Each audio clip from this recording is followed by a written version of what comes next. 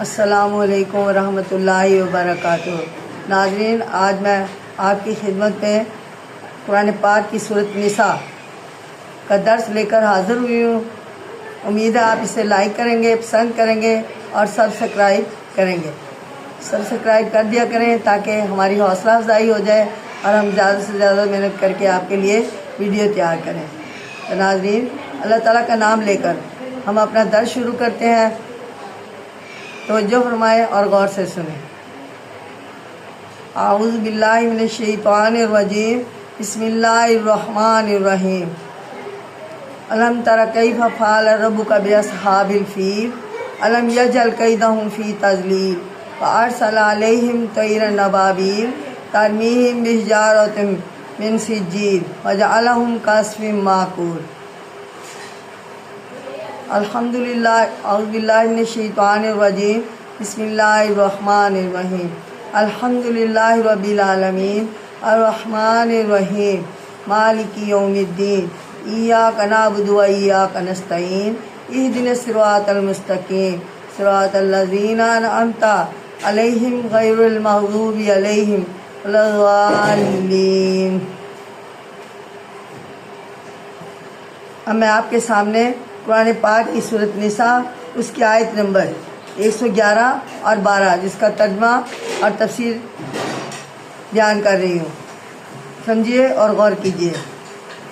وَمَن یکسب، جس کو عنوان دیا ہے بہتان اور تہمت۔ وَمَن یکسب اسما فإنما یکسبہ علی، اور جو کوئی کرے گناہ سو کرتا ہے اپنے ہی حق میں، نفس ہی یعنی علی نفسی ہی، اپنے ہی حق میں۔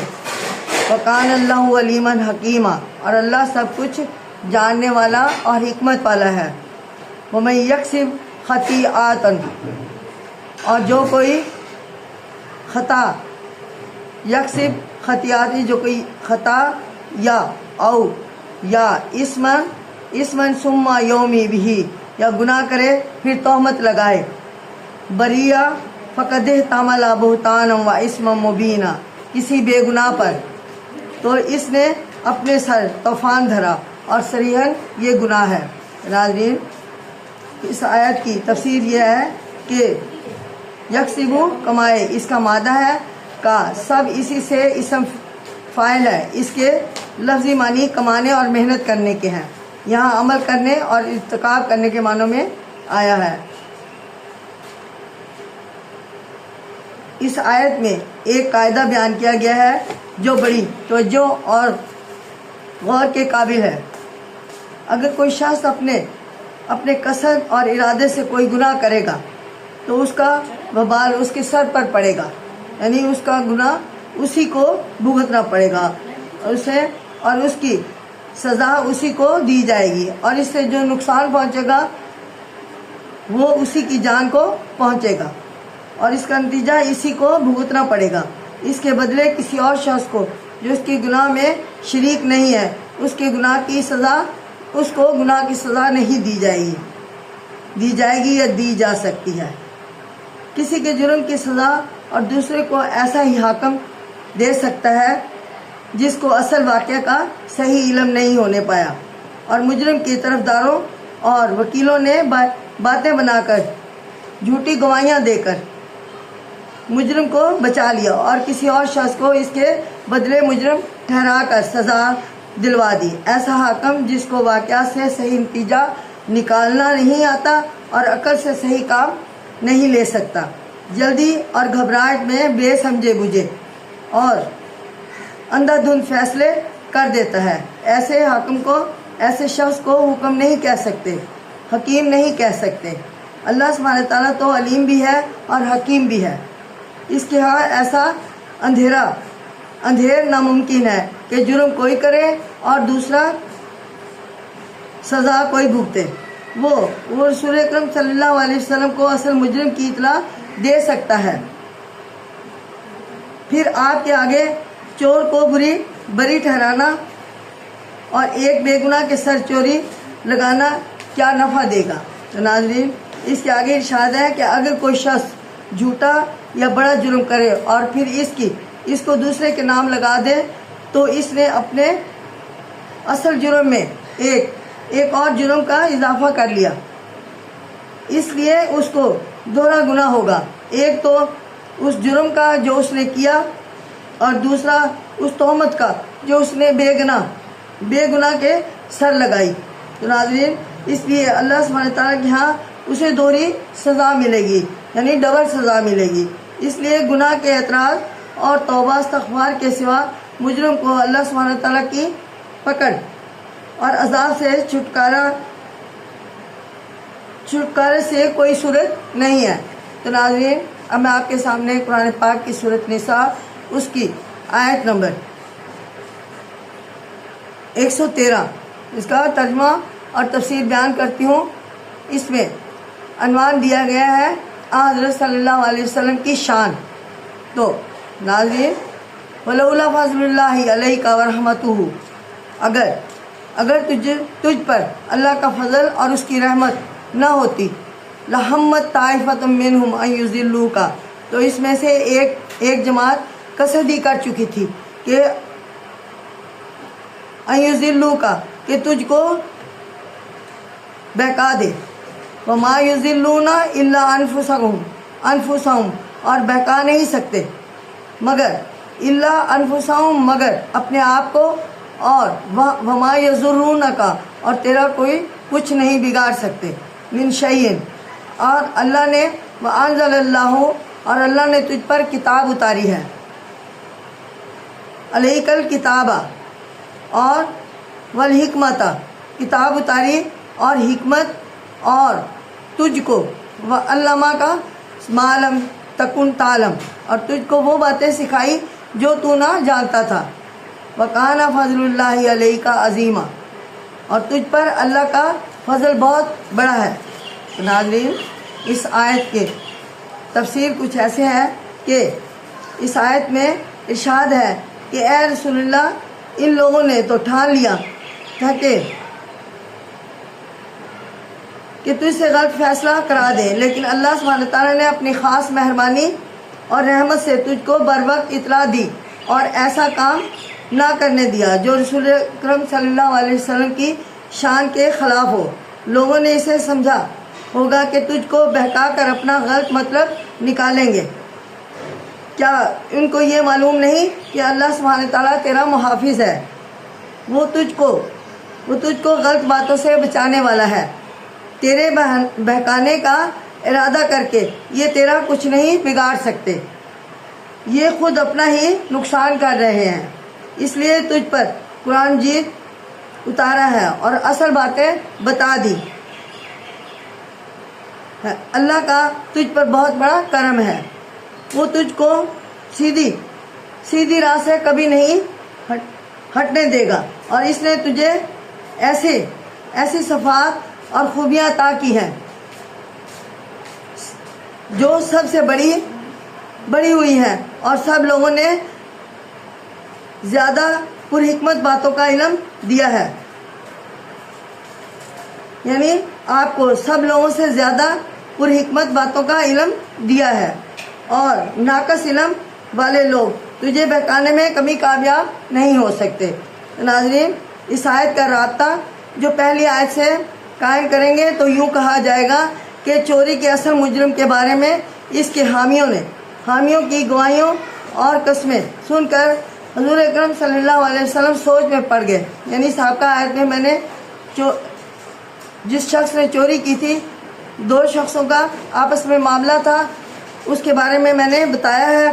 اب میں آپ کے سامنے اس کی مثال دے کر نبی پاک صلی اللہ علیہ وسلم کے انصاف کا، یعنی کس طریقے سے آپ نے انصاف کیا، وہ بیان کر رہی ہوں، اور یہی خیال کیا کہ یہ سب لوگ جھوٹی گواہی کیا دیں گے، ان کی گواہی سے تامہ کو بے گناہی ماننا پڑے گا، لیکن اللہ سبحانہ تعالیٰ کو منظور نہ تھا کہ رسول اکرم صلی اللہ علیہ وسلم تامہ کے حق میں فیصلہ کر دے اور بے گناہ خواہ چور ٹھہرا دیا جائے۔ ناظرین، اب میں آپ کے سامنے قرآن پاک کی سورۃ نساء اس کی آیت نمبر 114 اس کا ترجمہ اور تفسیر بیان کر رہی ہوں۔ اس کو عنوان دیا ہے سرگوشی، یعنی لا خیر فی کثیر من نجواہم الا من، ان کے اکثر مشورے کچھ ایسے نہیں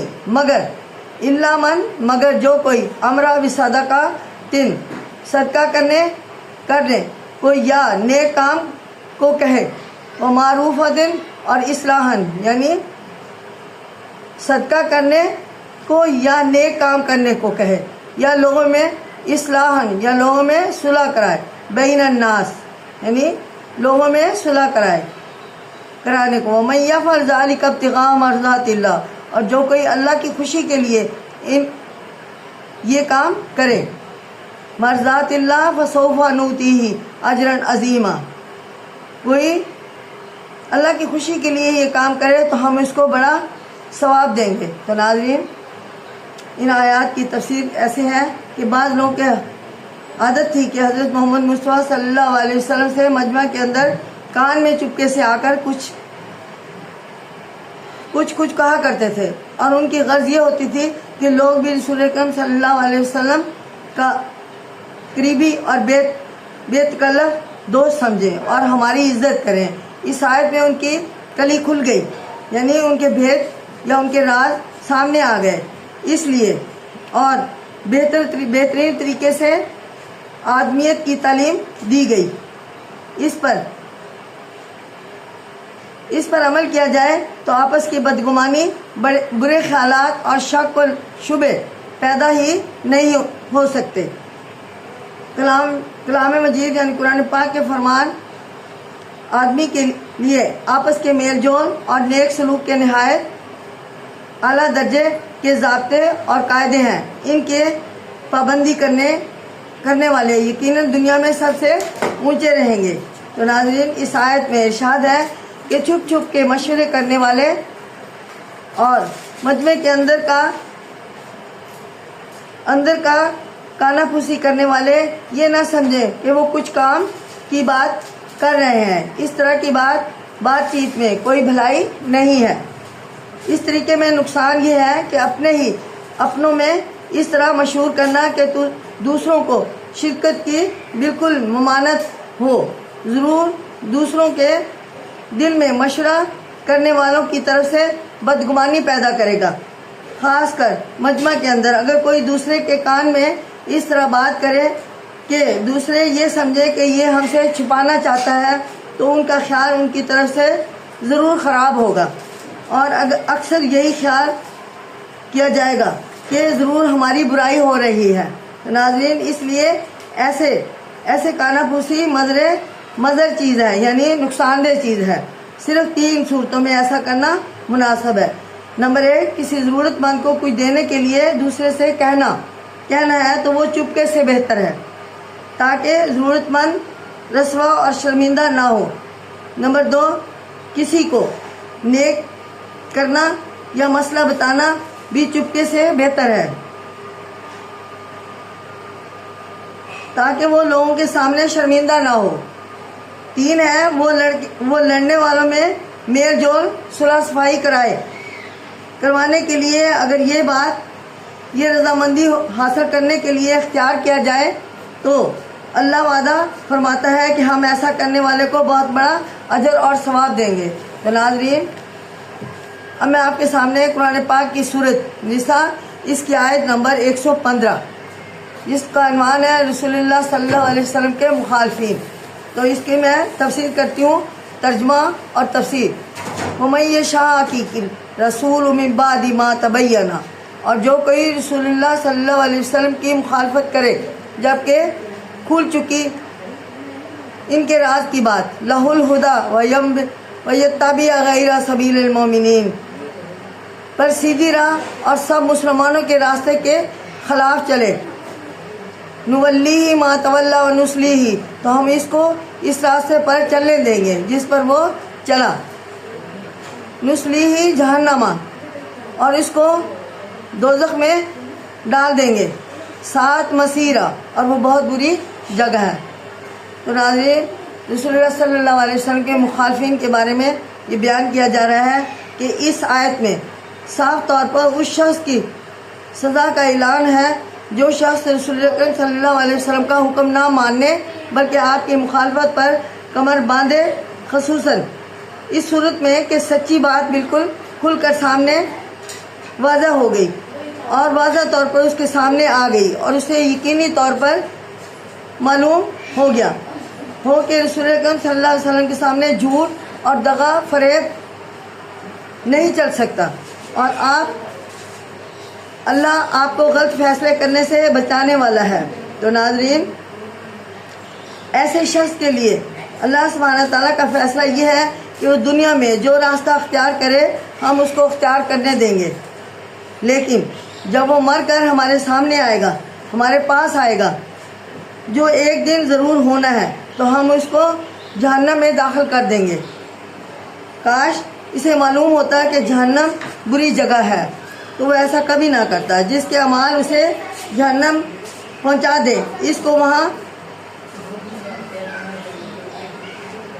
100 دکھ، رنج، عالم اور کوفت کے اور کوئی کچھ میسر نہیں ہوگا۔ اللہ سبحانہ تعالیٰ ہمیں اسے محفوظ رکھے۔ اس آیت سے یہ بھی معلوم ہوا کہ جو شخص دنیا کی مصیبتوں سے بچنے کے لیے اسلام کو چھوڑ دے گا اس کا ٹھکانہ جہنم ہے۔ تو ناظرین، اب میں آپ کے سامنے قرآن پاک کی سورۃ نساء اس کی آیت نمبر 116 جس کا ترجمہ اور تفسیر آپ کے سامنے پیش کر رہی ہوں یا آپ کو بیان کر رہی ہوں۔ ان اللہ لا یغفر، یعنی شرک ناقابل معافی ہے۔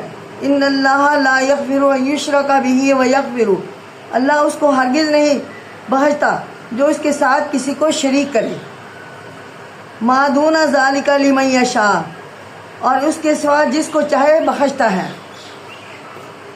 ذالک لمن یشاء ومن یشرک باللہ فقد ضل ضلالا بعیدا، اور جس نے اللہ کا شریک ٹھہرایا وہ بہک کر دور جا پڑا۔ تو ناظرین، اس آیت کی تفسیر آپ کے سامنے بیان کرتی ہوں کہ اس آیت میں ایک عام حکم صادر فرمایا کہ شرک ایسا جرم ہے جسے اللہ سبحانہ تعالیٰ کبھی معاف نہیں کرے گا۔ ہاں، اگر کوئی اسلام میں داخل رہے اور اس کے فیصلے مانتا رہے تو اللہ اس کے چھوٹے بڑے دونوں قسم کے گناہ جو شرک کے درجے تک نہ پہنچے ہوں مگر چاہے تو معاف کر سکتا ہے۔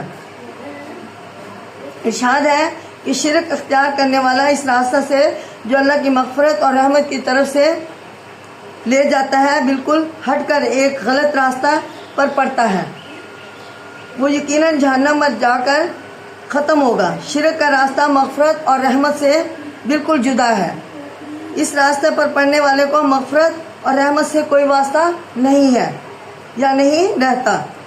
یہ آیت اس صورت میں پہلے بھی آ چکی ہے، لیکن وہاں یہود کا ذکر تھا جو یہ دعوے کرتے تھے کہ ہم اللہ کے خاص بندے ہیں اور پیغمبر کی اولاد ہیں، ہمیں عذاب نہیں ہو سکتا، اور اگر ہوا بھی تو چند روز۔ ان سے کہا گیا تھا کہ تم شرک میں مبتلا جو بچڑے کو پوجتے ہو، یہ حضرت موسیٰ علیہ السلام کے وقت میں جب آپ کو اللہ سبحانہ تعالیٰ نے کچھ ہدایت دینے کے لیے کوہ طور پر بلایا تو پیچھے سے اس کی امت نے بچڑے کو بنا لیا اور اس کی پوجا کرنی شروع کر دی۔ حضرت عزیز کو اللہ کا بیٹا کہتے، کان کھول کر سن لو کہ مشرک کے مغفرت کبھی نہ ہوگی۔ اس جگہ مسلمانوں سے کہا گیا ہے کہ شرک کرنے والا اللہ کی مغفرت کی امید نہیں رکھ سکتا، اور شرک یہی نہیں کہ اللہ کے سوا دوسرے کو پوجنے لگے یا کسی کو اس کا بیٹا ٹھہرائے، بلکہ اس کے حکم سے منہ موڑ کر دوسرے کا حکم ماننا بھی شرک ہے۔ جیسے اس چور نے کہا، چور نے کیا کہ سزا کے حکم سے منہ موڑا اور مشرکوں میں محض اس لیے جا ملا کہ وہاں یہ سزا نہیں ملے گی۔ تو ناظرین، اب میں آپ کے سامنے قرآن پاک کی سورۃ نساء اس کی آیت نمبر 117 اور 118 ترجمہ یا کے بعد دیگرے بیان کر رہی ہوں تفسیر کے ساتھ، یعنی بھی تفسیر۔ اس کو عنوان دیا ہے مشرکوں کا شرک۔ ان یدعون من دونہ الا اناسا، اللہ کے سوا نہیں پکارتے مگر عورتوں کو۔ وَإِن یدعون، پکارتے ہیں، الا شیطان مرید، مگر شیطان سرکش کو، لعنت اللہ، جس پر اللہ نے لعنت کی۔ وقال لا تخذن من عبادک نصیبا، اور شیطان نے کہا کہ میں ضرور تیرے بندوں میں سے لوگوں کا مقررہ حصہ مفروضہ، یعنی عبادی نصیبا مفروضہ، یعنی میں ضرور تیرے بندوں میں سے لوں گا مقررہ حصہ، ولا اذلنہم، اور ان کو بہکاؤں گا، ولا امنینہم، اور ان کو امیدیں دلاؤں گا، ولا آمرنہم، اور ان کو سکھلاؤں گا، ولا یبتکن آذان الانعام، کہ جانوروں کے کان چیریں۔ تو ناظرین یہاں پہ شیطان کا ذکر ہے کہ اس نے جب اس کو اللہ تعالیٰ نے جنت سے نکال دیا اور جو ہے لعنتی قرار دیا، تو اس وقت اس نے ٹھان لی کہ وہ حضرت آدم علیہ السلام کی اولاد کو اور ان کو خود بہکاتا رہوں گا۔ تو اس وقت کا ذکر ہے کہ اس کا ترجمہ میں نے بیان کیا ہے کہ مشرکین کی کیا حالت تھی، اور مشرکین کو شیطان جو ہے وہ ہر مسلمان کو بہکانے کی کوشش میں لگا ہوا ہے۔ شیطان کو انسان نظر آتا ہے اور انسان کو شیطان نظر نہیں آتا، اس لیے وہ جلدی سے اپنا دفاع نہیں کر سکتا، اور وہ دن رات انسان کو بہکانے میں لگا ہوا ہے۔ تو اس کی تفسیر میں کچھ ایسے بیان کرتی ہوں۔ یہ ارشاد ہے کہ ان مشرکوں کی عقل تو دیکھ کر اللہ کبھی و قادر سے منہ موڑ کر سہارا کن کا ڈھونڈتے ہیں، پتھروں کا جن کا نام بھی رکھا تو عورتوں کا تھا، ایسی چیزوں کو پکارنا اور ان سے دعا کرنا نادانی کی انتہائی ہے۔ ہوا یہ کہ وہ شیطان کے بہکانے میں آ گئے، یعنی مشرک لوگ، اور ان چیزوں کے پردے میں کسی کو نہیں بلکہ شیطان کو پکارتے ہیں۔ شیطان کی حقیقت تو یہ ہے کہ وہ نافرمان اللہ کے حکم سے منہ موڑ چکے ہیں، اور اللہ سبحانہ تعالیٰ نے اسے اپنی درگاہ سے دھتکار دیا ہے۔ شیطان کے بارے میں کہا جا رہا ہے، جس وقت اللہ سبحانہ تعالیٰ نے اسے ملعون مردود قرار دیا تو اس وقت سے شیطان نے کہا میں اب اس کی کوشش میں رہوں گا کہ آدم کی اولاد میں گھس کر جن پر بھی میرا بس چلے گا، میرا داؤ چل گیا، تیرے مقرر راستے سے ہٹاتا رہوں گا، ان کو بہکاتا رہوں گا، سیدھے راستے سے ہٹاتا رہوں گا، وہ میرے نام کی نظر و نیازیں کریں گے، دیں گے، بتوں کے نام پر جانوروں کے کان چیریں گے اور انہیں آزاد چھوڑ دیں گے۔ تو ناظرین شیطان اس وقت سے لے کے اب تک اپنا کام کر رہا ہے اور انسان پر غالب آنے کی کوشش کر رہا ہے، اسے سیدھے راستے سے ہٹانے کی کوشش کرتا ہے۔ تو لیکن اللہ تعالیٰ اپنے بندوں کو ان سے بچانے ہر ممکن بچائے گا انشاءاللہ۔ تو اب میں آپ کے سامنے قرآن پاک کی سورۃ نساء اس کی آیت نمبر یعنی 119، 120 اور 101 کا جس کا عنوان ہے شیطان کے ہتھ کنڈے۔ وَلَا أَمُرَنَّهُمْ فَلَا يُغَيِّرَنَّ خَلَقَ اللَّهِ، اور ان کو سکھلاؤں گا کہ اللہ کی بنائی ہوئی صورتیں بدلیں۔ وَمَن يَتَّخِذِ الشَّيْطَانَ وَلِيًّا مِّن دُونِ اللَّهِ، اور جو کوئی شیطان کو دوست بنائے اللہ فقد خسر خسرانا مبینا، اللہ کو چھوڑ کر تو وہ صریحاً نقصان میں پڑا ہے۔ یعدہم ویمنیہم وما یعدہم، اور وہ ان کو وعدہ دیتا ہے اور ان کو سیدھے امیدیں دلاتا ہے، اور جو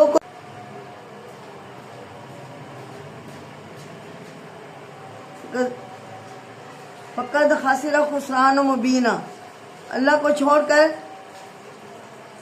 تو وہ صریحاً نقصان میں پڑا۔ یعدہم ویمنیہم، اور وہ ان کو وعدہ دیتا ہے اور ان کو وما یعدہم، اور ان کو امیدیں دلاتا ہے، اور جو کچھ وعدہ دیتا ہے شیطان الا غرورا، ان کو شیطان سو سب فریب ہے۔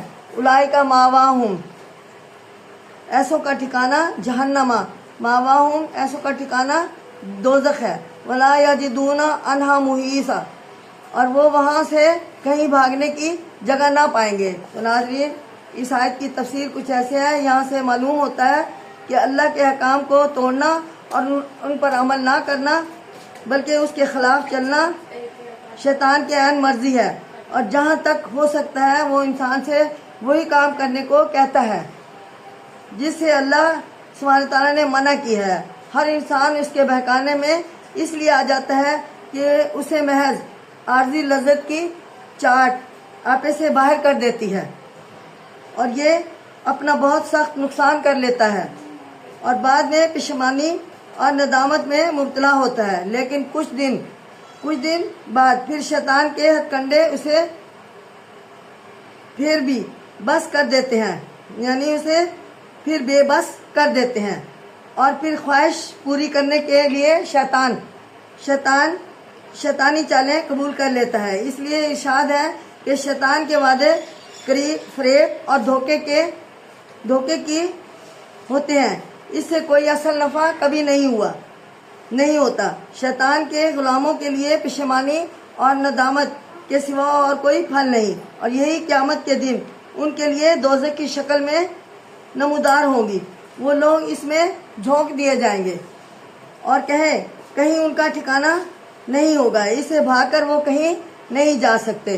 تو ناظرین، اس سے آگے شیطان کہتا ہے کہ میں ان سے کہوں گا کہ اللہ کے بنائے ہوئے چیزوں کی صورت بگاڑ دو اور اس کے مقرر کیے ہوئے فطری قانون اور قاعدے کے خلاف کرو۔ یہاں سے معلوم ہوا کہ اللہ کے احکام کو توڑنا اور اس پر عمل نہ کرنا بلکہ اس کے خلاف چلنا شیطان کی عین مرضی ہے۔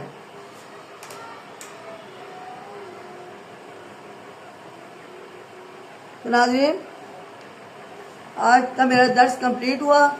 انشاءاللہ میں آئندہ آپ کے سامنے آگے والی آیات کا درس لے کر حاضر ہوں گی۔ اس وقت تک کے لیے میں آپ سے اجازت چاہتی ہوں۔